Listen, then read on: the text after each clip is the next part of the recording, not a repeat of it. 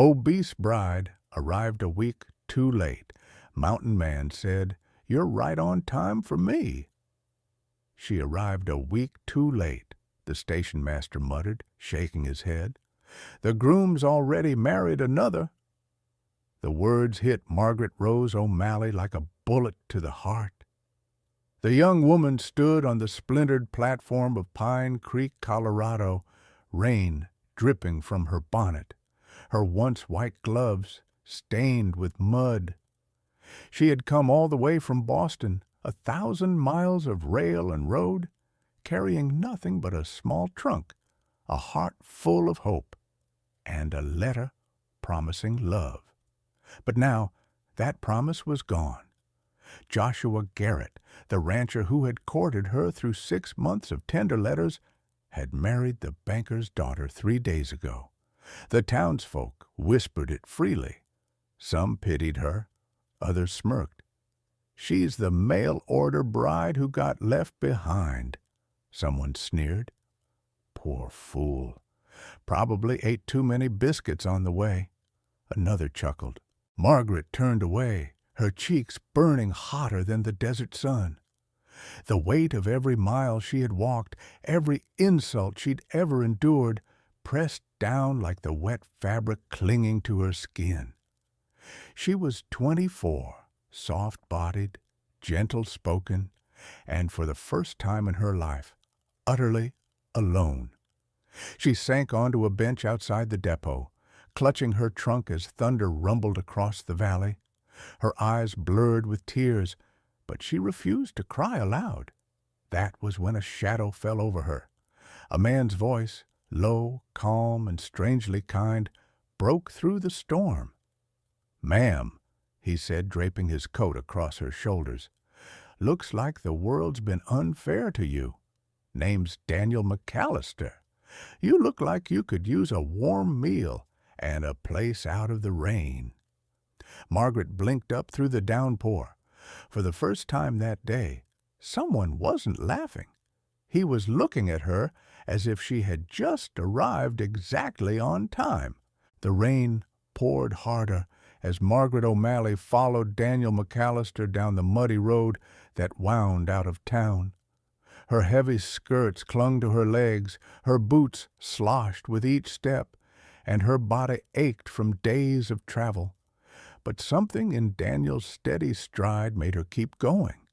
He walked ahead, carrying her trunk on one shoulder as if it weighed nothing.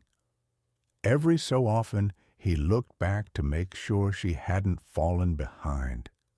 His voice, when he spoke, was deep and unhurried, carrying the warmth of someone used to silence.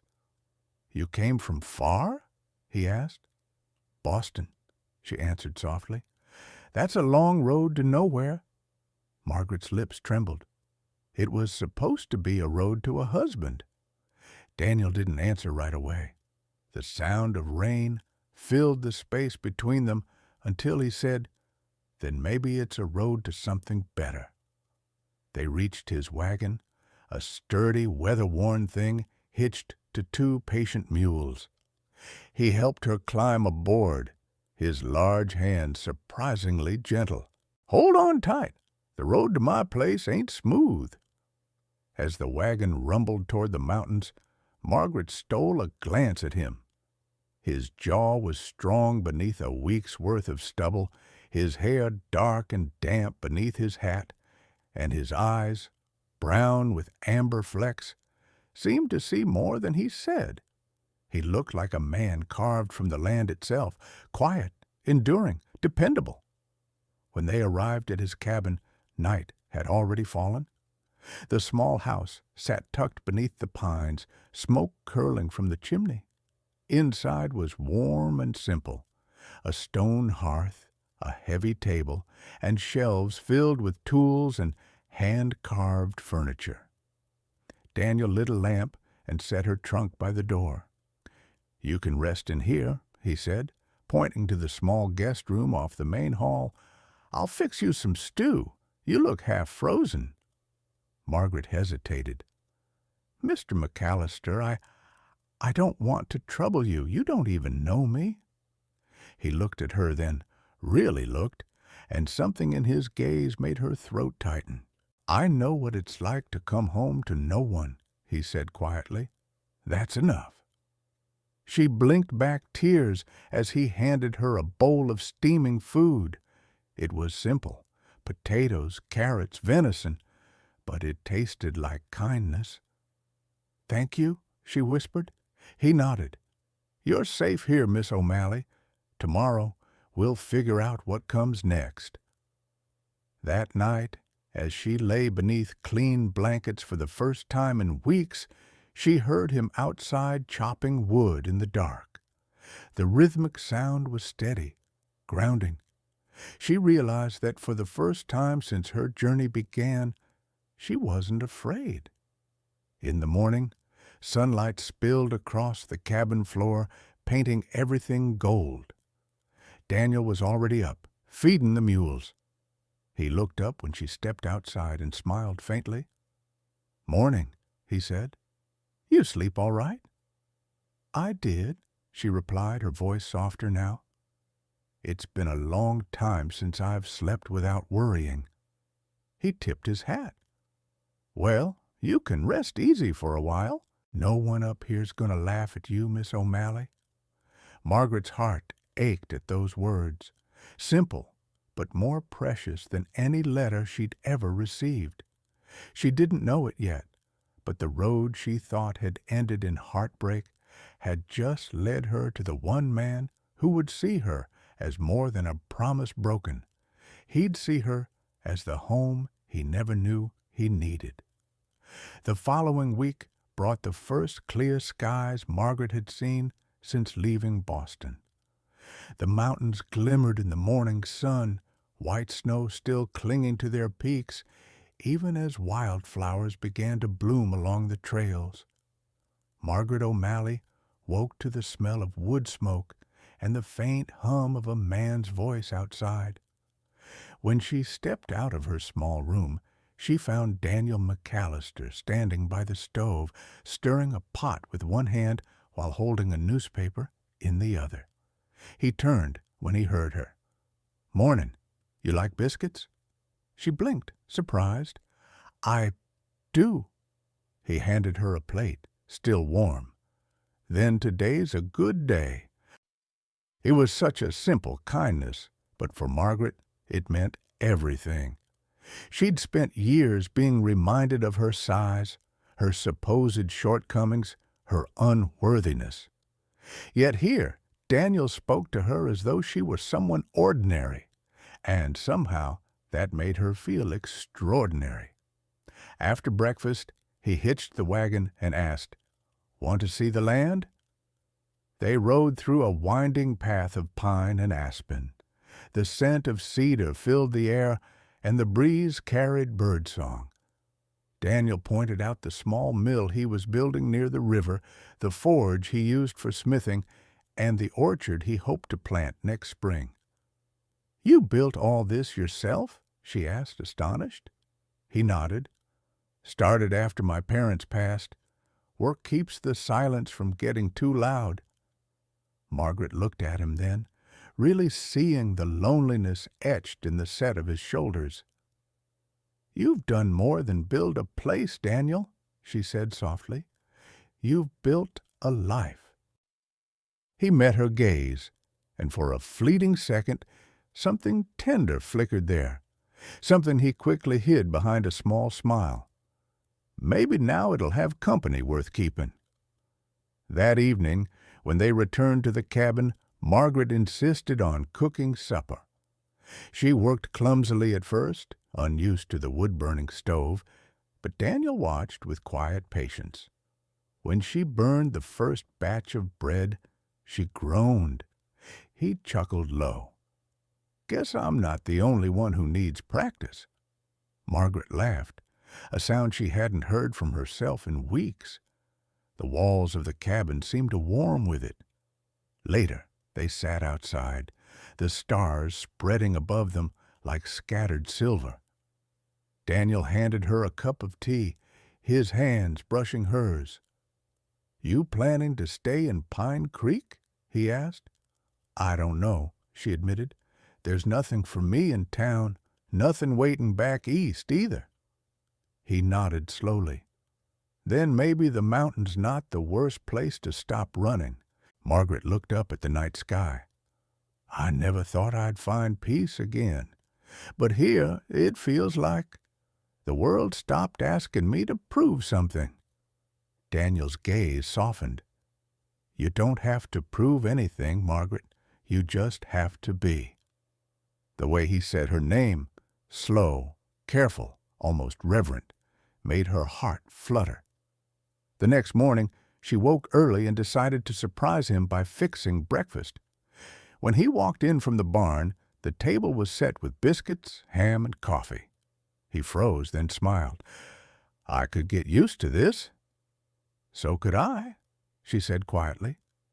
For the next few days, they fell into a gentle rhythm. She tended to the garden while he worked in the forge. They shared quiet meals and laughter over small mishaps. Margaret began to see herself differently, not as the woman who had arrived too late, but as someone who had finally arrived where she was meant to be. One afternoon, a sudden mountain rain sent them running for shelter. They burst through the door, dripping wet, laughing like children. Daniel tossed his hat aside, and their eyes met in the golden flicker of the firelight. Something changed then. He reached out, brushing a wet strand of hair from her cheek. You're not too late, Margaret, he said softly. You're right on time. Her breath caught. For the first time in her life, she believed it. Spring deepened across the Rockies, turning Daniel's homestead into a patchwork of color and light. Wildflowers crept up through the soft earth, the river ran stronger each day, and the cabin, once quiet and still, now rang with the hum of life. Margaret O'Malley had become part of its heartbeat. She tended the small garden behind the house, her laughter floating through the air as she scolded the chickens for pecking at her seedlings. Inside, she polished Daniel's tools, mended his shirts, and kept a pot of stew simmering by the hearth. Her hands, though soft and round, were quick and capable. Every touch she left behind seemed to make the cabin warmer, more human. Daniel noticed.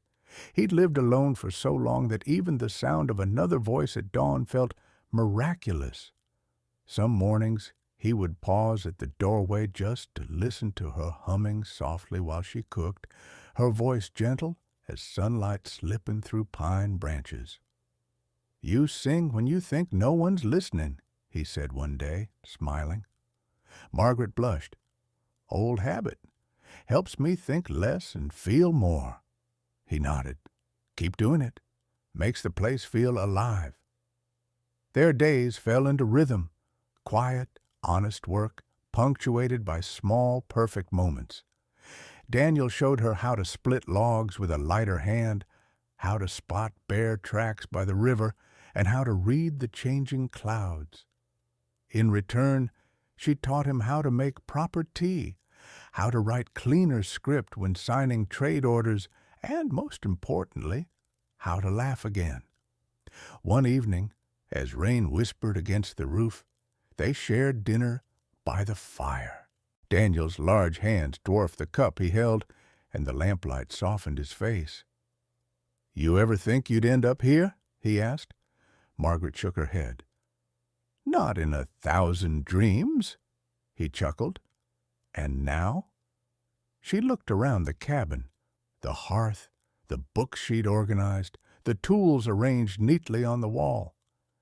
Now it feels like I was always meant to be. He didn't say it aloud, but he felt the same. In the weeks that followed, Pine Creek began to whisper again. Some townsfolk couldn't understand how a woman like Margaret, the bride who came too late, had found comfort in the arms of the mountain blacksmith. But Daniel didn't care. When he came to town to trade, he carried himself taller. When anyone made a joke, He simply looked at them once, and silence followed. He returned home with fresh lumber and sugar for her baking. She rewarded him with a smile that could have melted snow. One late afternoon, he came back early to find her standing by the river, her skirts swaying in the breeze, hair loose and golden in the setting sun. She looked peaceful, radiant, free. He called softly, "Margaret?" She turned, smiling. "You're home early." Didn't feel right staying away longer than I had to. Their eyes met. No words could fill the air between them. It was already too full of something deeper. He stepped closer, brushing a damp curl from her forehead. "You know," he murmured, "I spent years thinking I liked silence. Turns out I was just waiting for the right voice to break it." Her breath caught. "Daniel," he smiled faintly, "I'm not a man with fancy words, but I know this. I've never wanted anyone the way I want to keep you safe." Her hand found his, warm and sure. "And I've never felt safe anywhere but here." For a long while they just stood together, watching the sky shift from gold to violet. The world seemed smaller, simpler, held together by the steady sound of the river and the quiet promise in their hearts. That night, as they sat by the fire, Daniel spoke again. "If you ever think of leaving, don't. This place isn't the same without you."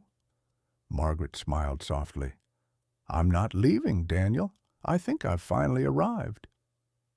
Outside, the mountain wind carried their laughter into the pines. Inside, the fire burned low, but the warmth never faded. Summer brought color and thunder to Pine Creek, and with it, the return of whispers from the valley. For months, Margaret and Daniel had lived in quiet harmony, their days shaped by work, laughter, and the slow blossoming of love. But happiness, she would soon learn, never arrives without a shadow trailing close behind. It began with a letter. Daniel found it one morning tucked under a sack of grain at the trading post. The handwriting was sharp and deliberate. Joshua Garrett, the same man who had once promised Margaret a future and married another before she ever arrived. Daniel's jaw tightened as he read. Joshua demanded a meeting, claiming there had been a legal misunderstanding about the marriage contract. If Margaret didn't return to Pine Creek by week's end, he warned, he'd take the matter to the local magistrate. That evening, Daniel placed the letter on the table between them. The light from the fire flickered over Margaret's face as she read. Her hands trembled. "He can't mean this. He's married, Daniel." "Maybe that's the problem," Daniel said grimly. "Maybe the banker's daughter doesn't make him feel like much of a man." Margaret's heart pounded. "He wants to ruin me again. He wants people to laugh." Daniel's gaze softened. "Then let him try. I won't let anyone take you from here." But Joshua Garrett wasn't a man easily deterred. 2 days later, he rode up the mountain himself. He came in fine clothes and expensive boots, his horse gleaming like silver. He looked at the cabin as though it offended him. "Mr. McAllister," he began, his tone dripping with superiority, "you've got something that belongs to me." Daniel stepped outside, broad shoulders filling the doorway. "I don't think so," Joshua smirked. "A mail-order bride contract is binding. Miss O'Malley was promised to me in writing. She's my wife by law, even if not by ceremony." "By law?" Daniel echoed, voice low and dangerous. "You married another woman. You broke the contract yourself." Joshua waved a dismissive hand. "A technicality. If she wants to avoid public humiliation, she'll come quietly." Inside the cabin, Margaret stood frozen. Every cruel memory, every insult, every rejection came flooding back. But this time, something was different. She wasn't the same frightened woman who had stepped off that train. She walked out and faced him. "Mr. Garrett," she said clearly, "you forfeited any claim the moment you chose another bride." Joshua laughed coldly. "You think anyone will believe that? You were supposed to be my wife. Instead, you're living in sin with a man in the woods." Daniel's hand clenched into a fist, but Margaret touched his arm, shaking her head. She faced Joshua with quiet dignity. "You once wrote that you wanted a woman of character," she said, "but when things grew inconvenient, you chose wealth over truth. That tells me everything I need to know about your character and mine." Joshua's smirk faltered. "You can't erase what people will say," he spat. "They'll still call you the fat girl who couldn't even keep a husband." Margaret met his eyes. "Maybe, but I'd rather be that girl than a coward hiding behind his father-in-law's bank ledger." Silence fell. Then Daniel stepped forward, his voice like thunder. "You have 5 seconds to turn that horse around, Garrett, before I drag you down this mountain myself."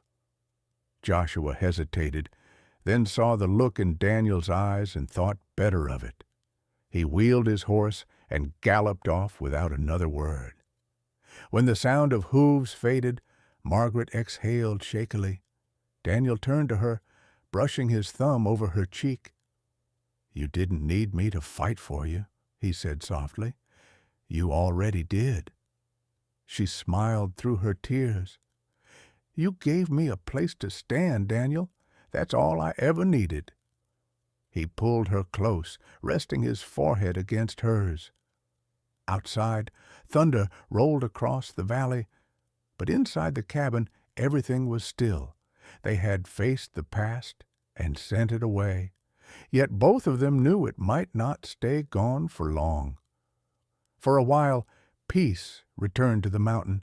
The days were long and golden, the air filled with pine and the hum of bees. But beneath the quiet, Daniel McAllister could feel trouble gathering like a storm. It came one afternoon in late summer. Margaret was in the garden, humming softly as she picked herbs, when the sound of horses echoed up the ridge, too many to be friendly. Daniel stepped out of the forge, wiping soot from his hands, eyes narrowing as 3 riders emerged from the trees. At their head was Joshua Garrett, face pale with anger. 2 deputies followed, rifles glinting. "McAllister!" Joshua shouted. "You're harboring stolen property!" Margaret froze. "Stolen property?" Joshua dismounted, waving a paper triumphantly. "The Pine Creek magistrate signed this warrant. That woman was purchased under contract. She's mine by law." Daniel's voice rumbled low. "You'd better choose your next words carefully." "She's coming with me," Joshua snarled. "You can keep your filthy cabin. I'll see her name dragged through every courtroom in Colorado if I must." Daniel stepped forward slowly, the ground crunching beneath his boots. "You've already shamed her once. You won't do it again." The deputies shifted uneasily. None of them seemed eager to provoke the mountain man whose reputation stretched across 3 counties. Joshua, however, was too proud to stop. "Step aside, blacksmith. You think hiding behind your forge makes you a hero? You're just a brute who doesn't know his place." Daniel's hand closed around the axe he'd left by the door, not in threat, but in warning. His voice was calm, deadly calm. "My place," he said, "is wherever she feels safe." Margaret stepped forward then, her voice shaking, but steady. "Mr. Garrett, you can wave all the papers you want, but I was never yours, not in contract, not in heart. You abandoned me. Daniel found me, and I will not be taken back like cargo." Her words cut deeper than any blade. Even the deputies lowered their eyes. Joshua's fury cracked. "You'll regret this," he spat. "Both of you." Daniel took one step closer. "No," he said quietly. "You will." He tore the warrant in half and let the pieces fall to the mud. Joshua stumbled backward, humiliated, before mounting his horse. Without another word, he and his men disappeared into the trees. The mountain went still again. Only the wind moved, whispering through the pines. Margaret turned to Daniel, tears blurring her vision. "He'll never stop hating me," she whispered. Daniel cupped her face in his soot-streaked hands. "Then let him waste his life on hate. We'll spend ours on love." She leaned into him, and for the first time since stepping off that train, she didn't feel like a burden or a mistake. She felt chosen. Above them, the sky broke open with sunlight, flooding the ridge in gold. The storm had come and gone, and what remained was stronger than fear. Autumn swept across Pine Creek in hues of amber and rust. The air carried the scent of wood smoke, and the first snow had begun to dust the ridge. Inside the cabin, warmth glowed from the hearth, and laughter once again filled the space that had once known only silence. It had been 2 months since Joshua Garrett rode down the mountain and never returned. Word spread that he'd left town altogether, unable to face the shame of losing to the man everyone called the Iron Hand of Pine Creek. For Daniel and Margaret, life slowly fell into a peaceful rhythm again, simpler, quieter, and infinitely more beautiful. Margaret's days were filled with teaching the local children to read and write. Parents who once whispered cruelly about the fat mail-order bride now spoke of Mrs. McAllister, the kind-hearted teacher. Daniel expanded his forge, taking on apprentices from the valley, his hands always blackened with work, but his eyes soft whenever they met hers. One evening, as the first flakes of snow drifted down, Daniel wrapped a blanket around Margaret's shoulders. "Cold?" he asked. She smiled, her cheeks pink from the firelight. "A little, but mostly happy." He kissed her forehead, his voice low and steady. "You came a week too late for him," he said, "but right on time for me." Margaret laughed softly, resting her head against his chest. "I think I was always meant to miss that train." Outside, the mountain whispered under the falling snow, carrying their laughter into the dark. Inside, the cabin glowed with the warmth of two hearts that had found each other, not by luck or chance, but by timing only destiny could arrange. Love, they had learned, doesn't need to come early. It only needs to arrive right on time. Sometimes love doesn't arrive when we expect it. It misses the train, takes the long road, and shows up a little breathless, but exactly when our hearts are ready. Margaret's story reminds us that timing isn't everything. Truth is, the right person won't care how late you arrive, what you've lost, or what others have said. They'll simply say, "You're right on time for me." If this story touched your heart tonight, tell me, where in the world are you listening from? Because somewhere out there, someone is still waiting for love that's running a little late, but never lost.